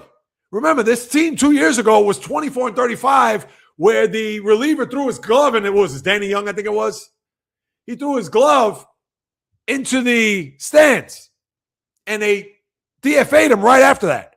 And all of a sudden, it was OMG and Jose Iglesias and Grimace, and the Mets had the best record in the second half going into the postseason, and they made it to a Game 6 of the NLCS. That might as well be 40 years ago when they last won a World Series. But I digress, because it is still April. There's still plenty of time to go. So that's why I'm not saying as much as I'm going to kill the organization and have killed the organization, but it is only April 16th. But it gets better. So that's with the owner. Now the GM, David Stearns. He's the fall guy here. I'm sorry. To have Dickie Lovelady, the Dirk Diggler of the Mets, and they brought him for Craig Kimbrell. And listen, I understand Kimbrell, that guy, he's got a couple of appearances, and he's been fine. Okay? But the real Craig Kimbrell will show up, I promise you. Just look at the back of his baseball card over the last few years. You think this is going to be Craig Kimbrell of the Braves in the early part of his career? Please, if you think that's going to be the case, you're going to be sadly mistaken. But between the Semien trade right now, who I'm sure he's getting roasted left and right, for Jorge Polanco, who can't bat his weight, for other guys, I mean, Carson Bench, I'm not going to get on him. I get it. He's a rookie. No problem. All right? I'll leave that alone. And I'll even Devin Williams last night. The guy hadn't pitched in a week because he hasn't been in any save opportunities. The team has been atrocious. And last night he gives up, what was it, 4 runs, whatever it was, 4 hits through a walk. And when the Dodgers were going away in the game. Listen, it's easy to pound on Williams, but I'm not going to. He hasn't pitched in a week. So you know what? I'm not going to get on him for that. And I won't. I get on the signing because you should have got Diaz. But that's besides the point. But now David Stearns, I'm sorry, in my eyes, and I'm sure all of the Met fans out there, you're on the plank, my G. And right now you're getting pushed to the tip. And before I get to my valid point, the point that I'm referring to from the start, from a few minutes ago and now, I think the manager, I get it. I have my own little issues with him, but this isn't all his fault. I understand they can't hit, and firing the batting coaches is not going to cut it either, because I can see it today. It's going to come down. I'll check in a minute. As a matter of fact, you know what? For grins and giggles, let me just see. I can see it now. Mets fire their batting coaches. Like, what is that going to do? Seriously? That's not going to do anything. No, I don't see anything with the Mets. All right. So wait, let me go back to the screen here and get this on and popping.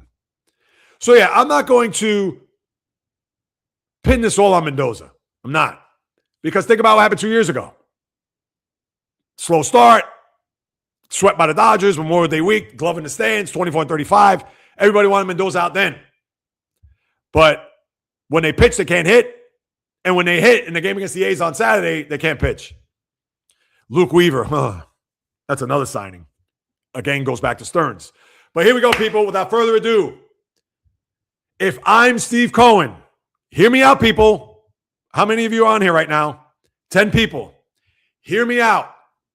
If I'm Steve Cohen, and I'm sorry, not personal, strictly business, I'd pick up the phone. I call David Stearns. I say, David, I understand it's early. It's only April, but let's put it bluntly. Your ass is on the line. Because on the side, I'm picking up that phone and I'm calling one person and one person only to clean this mess. And I don't expect this mess to be cleaned in a week, a month, even a year. I'll give him a year, though. I'd say, yes, I'd like to speak to Theo Epstein, please. That's it. That's all. That's that. Theo Epstein, who broke the Red Sox curse, and Theo Epstein, who broke the Cub curse. Now, listen, 40 years is not 86 or 108 years as the Red Sox fan and the Cub fan had to endure. But guess what? It's time to stop fooling around. It's time to start being cute. It's time to stop finagling. No. You got all the money in the world, Mr. Cohen. Pick up the phone. Yes, Mr. Epstein, please. Theo, not Jeffrey. People probably be cute and trolls and all that. What do you say? Here's a blank check, a Godfather offer. That's it. You have no choice but to be the vice president of baseball operations for the Mets. And whatever resource you want, whatever it is that you need, I'm going to give it to you with a, not silver, not gold, a platinum platter. As I'm spitting all over the place. My apologies for those watching. That's it. Am I wrong? Am I off base? Am I out of my mind? Am I crazy? Am I insane? It is as legit and as reasonable and as, you know what, JAYREELZ? That's the guy. That's him. Keep Mendoza. You have Theo, and I understand you have a new GM with a manager there. And I get it. This isn't going to happen anytime soon, people. So that is more or less me, a pseudo pipe dream, but could be a reality if Steve Cohen is using his noodle. Because if there's any GM, any executive that is out there, and I get it. He's even said that he doesn't want to come back and do this, but this is where the Godfather offer comes in. Blank check, Mr. Theo Epstein. How much? 20 million? All right, how about 25? Not 25, or how about 30 million? 30 million, how about 50 million? 50, how about 100? What is he going to say then? I rest my case. And I'm going to end it on this. And I'll go through the baseball schedule and I'll get to the questions and comments. The Yankees would be in the same boat as the Mets right now if it wasn't for Jordan Romano. Damn you, Jordan Romano. He blew the game on Monday night where Mike Trout is looking like circa 2015. He has murdered the Yankees all week. And I know Judge hit 3 home runs, but he has literally been a one-man wrecking crew and hitting home runs in timely fashion on top of all that. And even that hasn't been enough for the Angels. They should have been on the verge of a sweep today, 1:30 in the Bronx, where the Yankees would be mired in an 8-game losing streak, but that's not the case.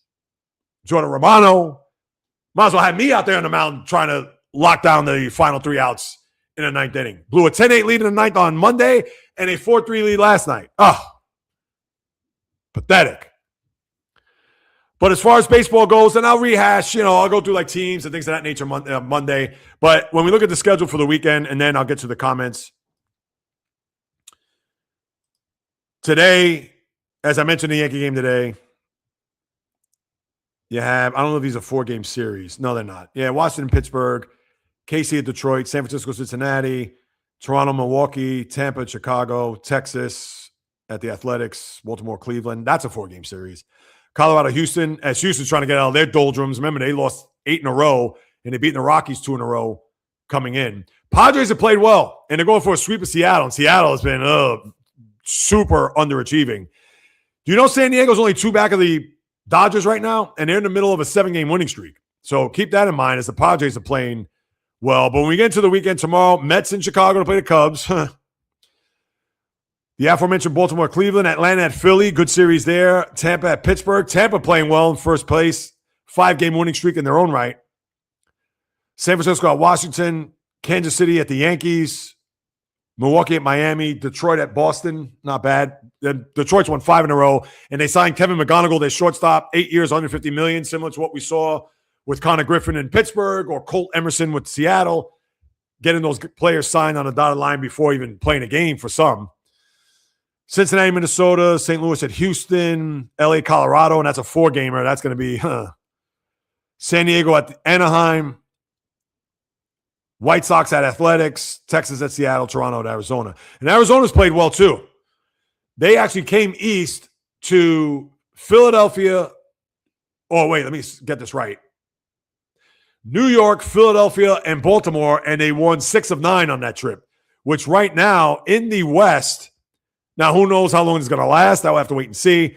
But we have them 11-8, San Diego 12-6, and then Padres 14-4. So they're actually 4 in the loss with 3.5 back. So the Diamondbacks on that long road trip, very good. So give them credit as they try to hang in there in the NL West. And now do it, my good people. Let's get to your comments because I got 130. And I'm just going to go to the ones that are pertinent. You know, I know there's a lot of people like Val, shout out with the likes and the live. Yeah, I could get to all that. Val, Steph went vintage Steph. Yes, absolutely. Here again, Jay, sorry, bad net. Your question, Suns win. All right, you like the Suns tomorrow, Vlado. Hopefully you guys are still with me. I appreciate you all. You know that. Yeah, a lot of hellos there. How you doing? J-Rod just getting up. Hope you're feeling better, J-Rod. I know you said that yesterday. So rain and flooding again. What's the temperature going to be like in Michigan? It's going to be about 86 today here in New York. And yesterday, I think it reached 87. Rockwood storms. Rain in Europe the last 3 days. Is that right? Vlad, is that rainy season for you guys? I'm curious if you're still with us. Hey, Buana, long time no see. Hey, back. Changed the name with an email issue. Was in the hospital. Glad to see you again. Thank you, Buana. I hope you're still with us here. And I hope you're feeling better.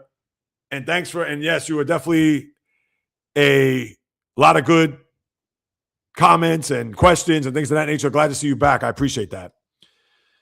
Vlad, we have 6 to 8 inches of rain. Oof, jeez. You're going to need a one of your boats out there. I tell you. Alternate account, not here to troll. Thank you for that. I appreciate that. Bobcats, as I say. We're talking about Charlotte, maybe? Vlado, inches. So I don't know how much is that there. Oh, yeah, because of the metric system. Val, watch Warriors Clippers on my phone. Have the app. Then you watch the Sharks. That's a sports fan right there. Vlad, about 27 minutes of rain in 3 days. Eesh, and it's raining right now. Jeez. That's brutal. Warnings all around. Sorry to hear that. Jeffrey Martinez, how's parole, bro? There you go. That's a reference to me, Aaron Hernandez. Wait till I shave my head. Vlado, Paulo is not that guy. He never will be. And that's not, I got news for you. You're probably right about that because I know you love basketball and you watch it. That is a shame.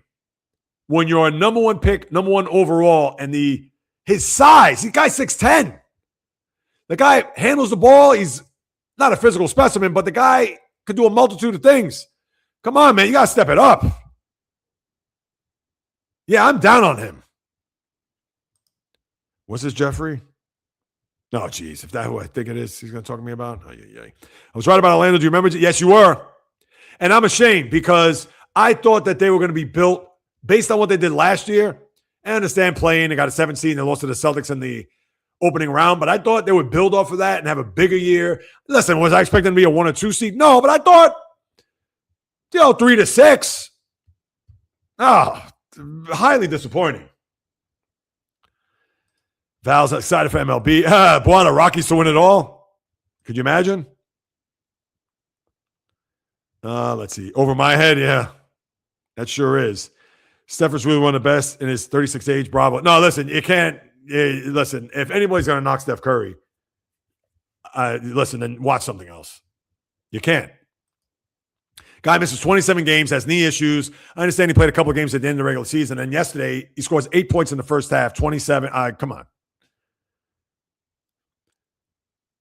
You think he can make a run? As I mentioned earlier, J-Rod, it's interesting. If they get to a game 7 against OKC, that would be the upset of all time. Now, to get to it, not win it. Yeah, I don't think that's young legs, that's young blood. I don't see it. Always moving. Fishing Angel, welcome. Warriors strongly against Thunder. Yeah, I agree.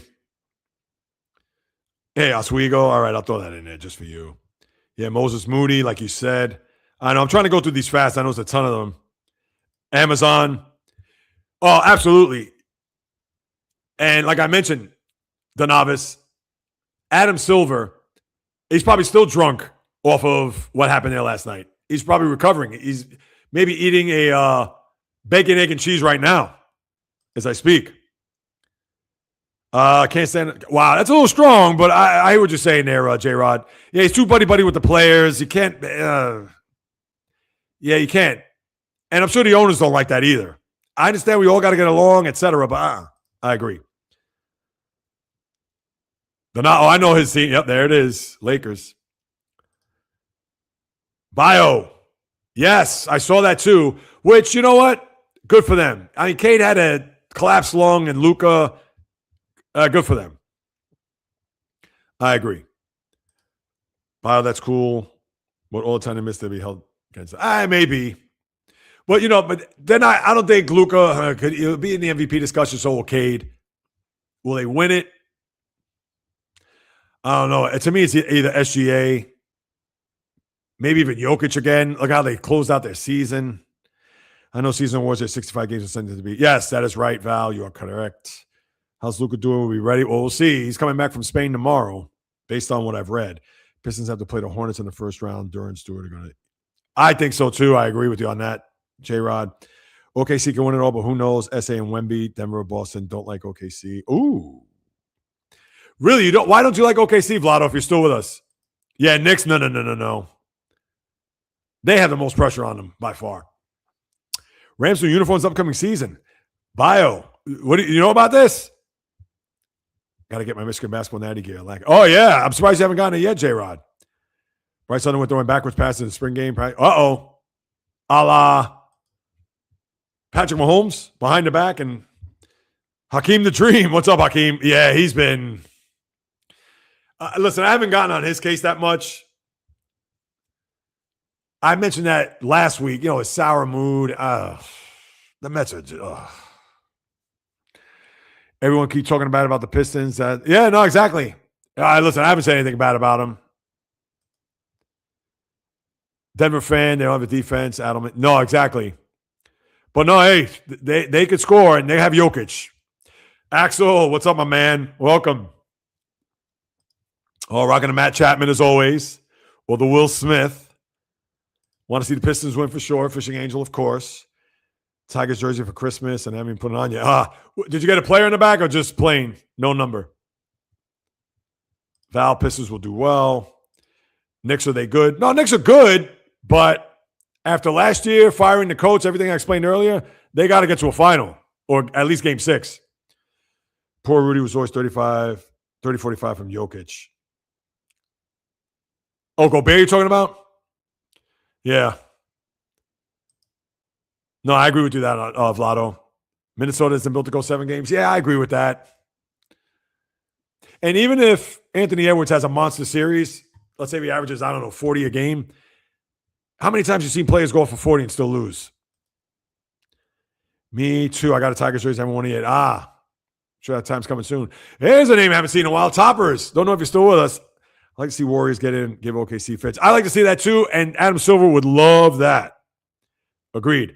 My wardrobe was pretty basic. Michigan shirt, a band t-shirt, or something about it. Yeah, fishing. There you go. Hey.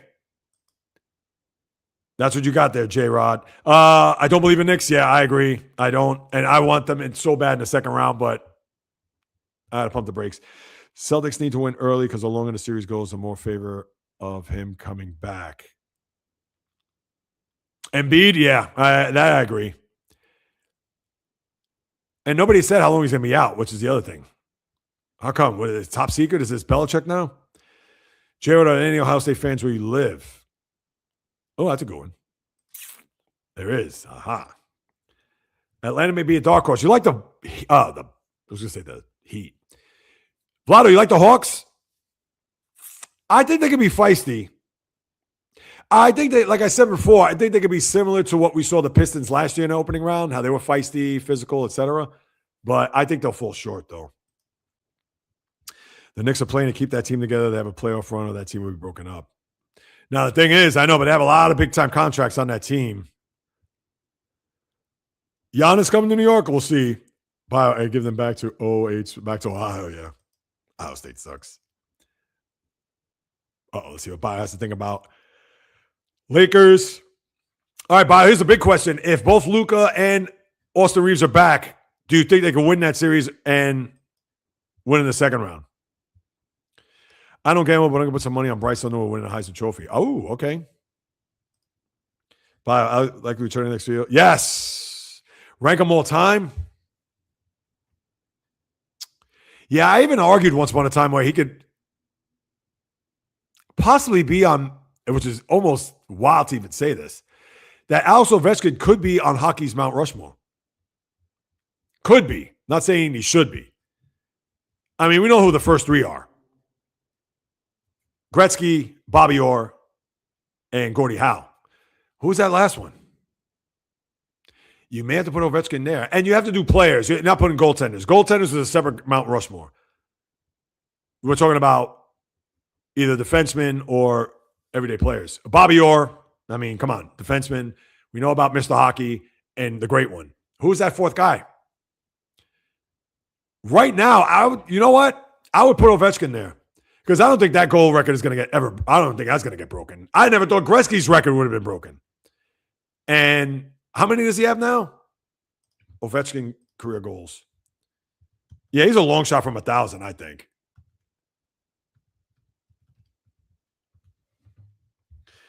He is at 929. Yeah, he's got to play 2 more years minimum. I mean, he's 70 goals away. If he's going to come back for 1 more year, that's fine. I don't have a problem with that. But I just hope he doesn't hang around just to get to 1,000. I still want him to be as close to his dominant self that he can be. But you know what? If you're going to rank them all time, I'm going to go based on Mount Rushmore. I'm putting him there. I understand they're better leaders. Mark Messier. I mean, it's not a better goal scorer.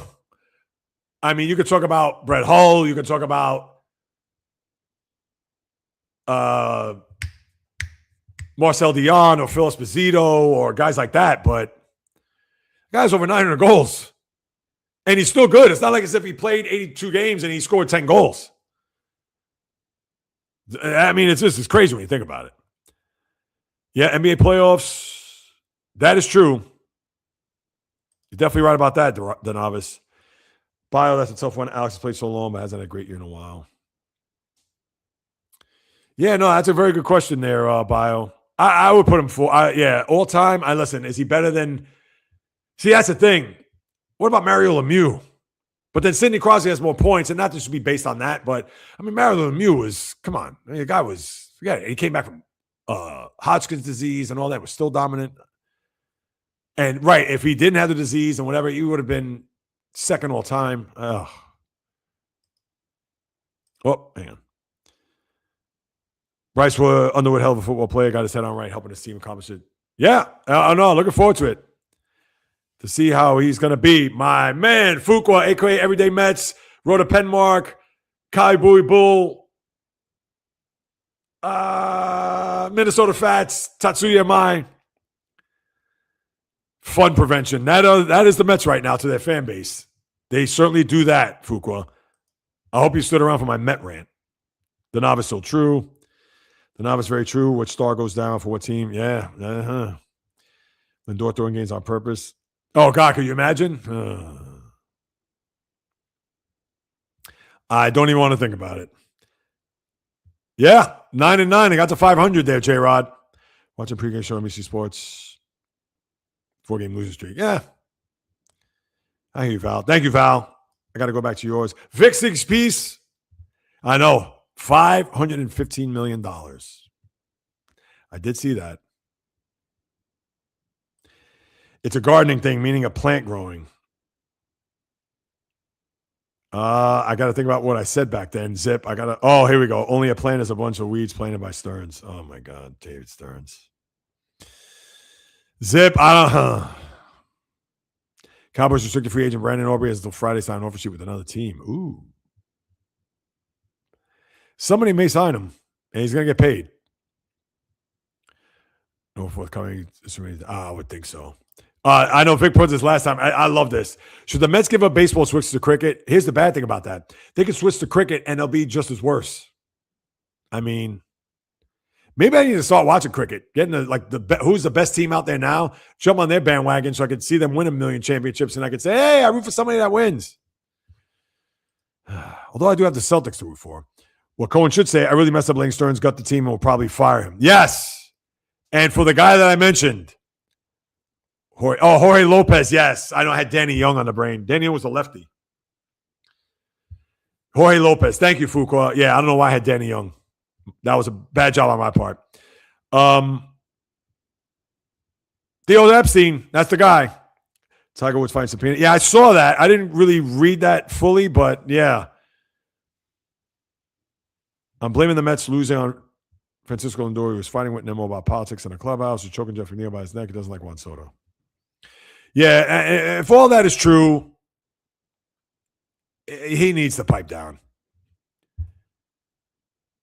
And I understand that 24 run when they beat Milwaukee and he came out from an interview and he was like pointing at the team and was literally the leader. And now that's kind of sort of been taken away from him. You got to be bigger than that, Francisco. Come on, man. Stop. Yeah, I totally agree. Yeah, absolutely. Yeah, we hit the Grand Slam last night. I know, broke the game open. Ugh. Theo wanted a part of a team. Nah. Oh, no, we're not doing that. Now, that's what I mean. However much you want to give him annually. You want $20 million? I understand that's exorbitant for a baseball executive, but Steve Cohen, put your money where your mouth is. You want to win a guy who's won in 2 places that had long curses. I understand it's not the Red Sox or Cubs, but come on now. Your 3 to 5 year plan or your 5-year plan of winning a World Series is now in year 6, and it's not looking like it's going to get any better. Theo Epstein. Sorry, case closed. I hear you. I hear you, Zip. Or even Tampa for that matter. But then, if Mets get swept by the Cubs and Twins, Mets fan. Oh, my goodness. Oh, it's going to get ugly. JB because Anfield first fastest coach 3,000 wins. Oh, is that right? Oh, look at that. Didn't know that. Hey, Michael T. Rainy season always in Scotland. Going to tee it up? Maybe not now. I know it's late over there, but 61 in Michigan today. Oh, all right, cool. That's good. At least it's 60, not 30 when it was last week or 2 weeks ago. Kind of wondering if they brought back Martinez and if it's possible to endorse a replacement. I don't know. Does he want to manage? And if they did that, that's kind of lame.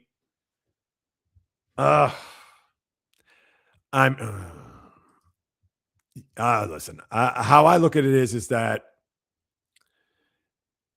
where's this tab? Hold on. Yeah, how I look at it is if the Mets, that is,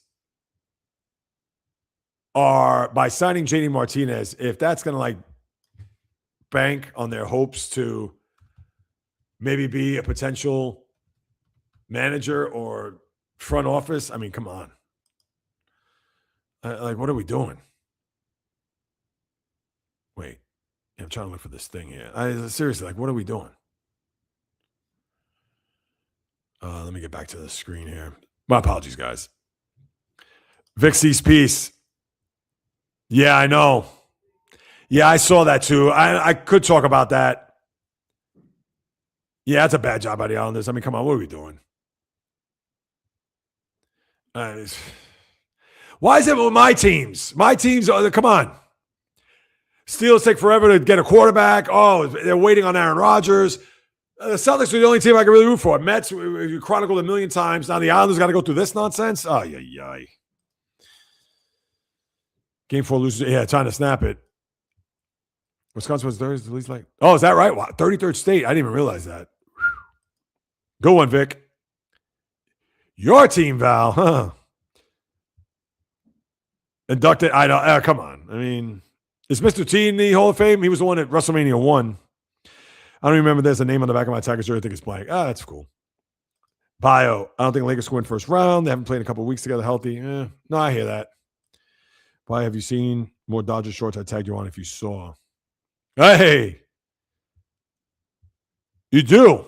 All right, Mark. I'm curious to hear it. And Mark, let me ask you, what do you think of the podcast so far? If you've watched from the beginning, I don't know. And I want your honest opinion. I told you, I was ready for this one. I was ready for this. It's comical, the Crosby story? Ooh. All right. Well, I'll be waiting for it. MLB official starting now. Got hope. Well, that's good. Thank you, Fishing Angel, as always. You already know. Thank you, Mark. I appreciate that. Oh, my goodness gracious, I tell you. Although this is the toy department of life, as we call it, sports, but man, it could certainly be aggravating, frustrating, infuriating. But that's why we watch. That's why we follow. That's why because, and somebody said on a live the other day, oh, this is what you do to escape your worries or problems. Like, no. If I'm going to escape whatever that's going on in my life, good, bad, or indifferent, I'm going for a run on the trails away from the hustle and bustle of New York City. That's my escape. My escape isn't sports. Yeah, I watch it because I follow it and I love it. But, when I hear that, it's just like, come on. Uh-oh. It wouldn't hurt for the Mets to be on the phone with Piazza as a batting advisor. Hey, you know what? If he wants to do it, what was he lifetime? 305? I should know off the top of my head because remember, afterwards he went to the Padres and the A's to close out his career. Mike Piazza stats was a lot better than what they have now. And yeah, the Met Piazza. Hold on. Piazza's no. Why is this? He's 308. I said 305. Okay. I hate that because you get these stupid pop-ups on Baseball Reference, and it's like, no, I just want to see his stats. I don't want to see. Ugh. Yeah, their hitting coach is. Who are the hitting coach again? Oh, Troy Snicker and Rafael Fernandez, I think. He's like the assistant hitting coach. Even if they fired him right now, what is that? Well, so what? Well, we're going to have a shakeup in April? Ooh, they got rid of the hitting coaches. I mean, come on, it's the biggest no-brainer of all time. And right, that also falls on David Stearns because if he was the one that hired these guys, boom, out, Epstein in. Theo, that is. You can't even say that name in this day and age because, of course, it's going to be associated to. All right, what else do I have? J-Rod, hold on.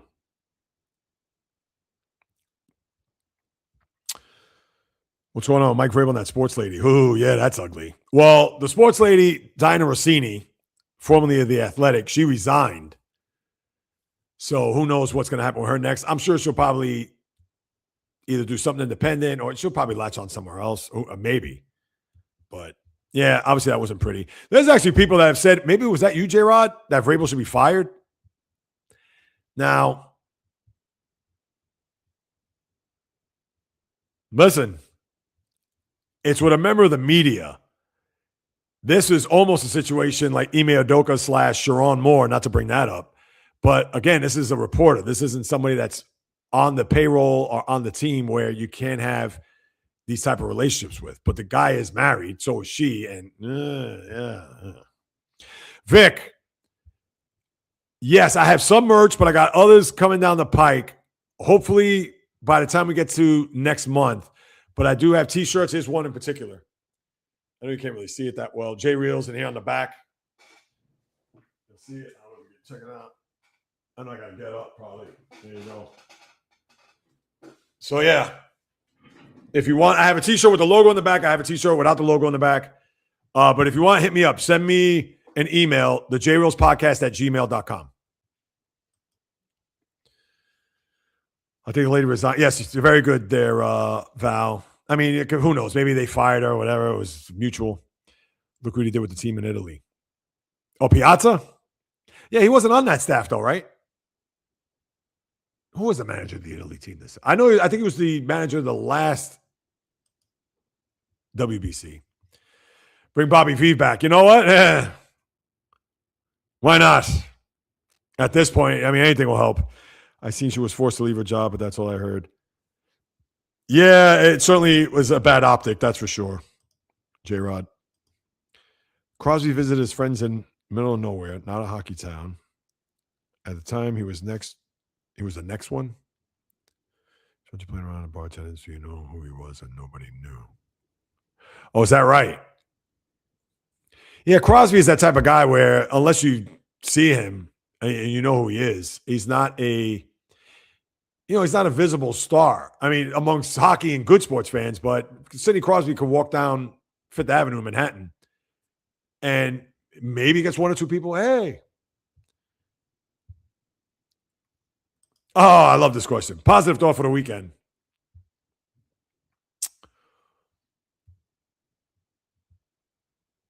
Just like I said before, if you're having a rough day, rough go at it, and even if you have to drive a half hour, 45 minutes, whatever, get in touch with nature.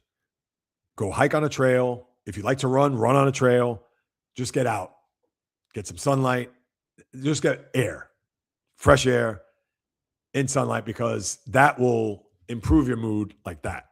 Or better yet, my right snap is not as good as the left one. So that is my positive thought for the weekend. And that's something I'm probably going to do. Maybe not today. I'll run in the street as hot as it is.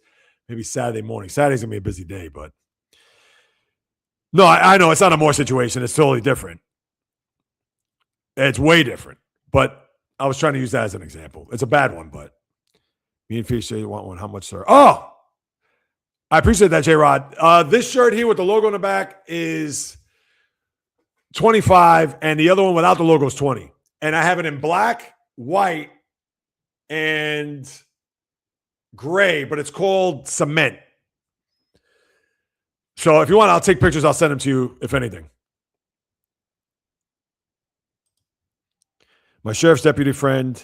And also I have hats, too, because I know you're a hat guy, so I could send you one, too. And that is, I'll give it to you about 20. I think I've said 25 in the past, but I'll give it to 20. My sheriff's deputy friend, Patrick Black, said he was great. Oh, is that right, Mark? Interesting. I think it's real ridiculous that Sharon Moore only got 18 months of probation. I know, yeah. Yep. And now that guy's married with kids. Oh, what are we doing, people? Oh, great career, definitely not Gretzky. No, listen, Crosby's fantastic, but me, pound for pound, as great as Crosby is, McDavid is, I think he's even better than Crosby. I don't do the bank. I work in cash. So how do you? Oh, that's right. Something like that. Yeah, we can talk about that offline. Yeah, money order school. His wife is a piece of work too. Oh, is that right, Sharon Moore's? Yikes. Good or bad? Sounds like it's not positive. That's right. You don't do the bank. I work in cash. No, that's fine. We'll talk about that offline there, J-Rod. No, and I appreciate that. But who bought the Great One's house? Somebody we both know been there. Who bought the Great One's house? Where? L.A.? Who bought? Bad. I figured. Who bought the Great One's house? Somebody we both know. Yeah, I know, Vic. Yeah, it's not good for Mr. Vital. I mean, listen, he's fighting. He's fighting a good fight. And what is he, 80-something? So I could Walmart to Walmart the money if that's easier. No, I don't want to do that for you. Lenny. Not Dykstra. Because I could see Dykstra getting involved somehow, some way in that. Yeah, Vic, I'll put your comment up here. Battling cancer. Yeah, it's terrible. Dickie V, diaper dandies. Ah, it was Dykstra, huh? I didn't know that. That I did not know. Interesting. Oh, all right, cool. Yeah, I got hat snapback. Has the logo in the front. So, yeah, we'll talk about that offline. Yeah, after this, I got some editing. But we'll touch base, J-Rod. And I appreciate that. You know it. Big time. And if anybody else that wants, me too. Fishing Angel, you guys are the best. Yeah, if anybody else wants merch, hit me up. The JAYREELZ podcast at gmail.com. And trust me, I'm going to expand, not even just hats, t-shirts. I'm going to do mugs, beer glasses, pins, bunch of other things. And yeah, trust me, that it will be greatly appreciated.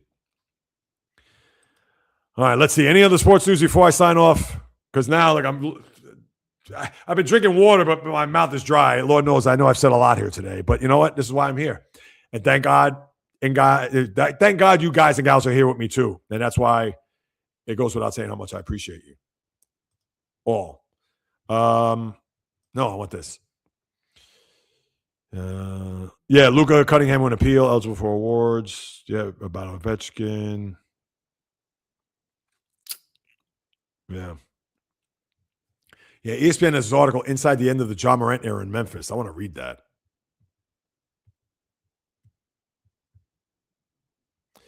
Oh, and then you see these stupid Stephen A. quotes.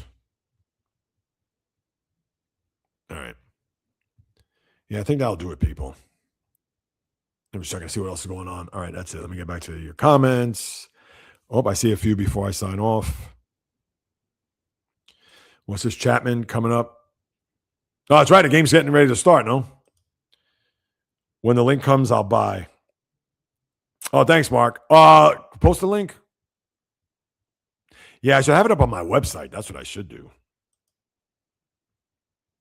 Bring a bunch with you to the Michigan game. We'll sell them before the game. Get you some more. So, that'd be awesome. Yes, J-Rod, I will do that. Absolutely.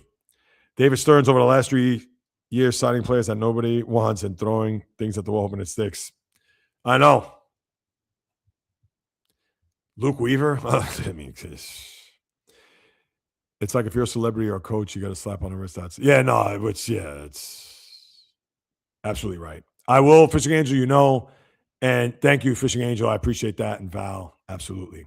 All right, so let me do my closing, and then whatever comments I'll read. Yes, Fishing Angel, you too. Much appreciate you all, of course. That'll do, my good people. Another episode just about in the books as I clear my throat. Thank you so much for stopping by, carving out precious time out of your day to listen to what it is I have to say about the toy department of life called sports. And if you haven't done so, please subscribe on YouTube at JAYREELZ, as I'm trying to get to 1,200 subscribers and beyond. Make the channel a lot more visible for those who aren't familiar with it.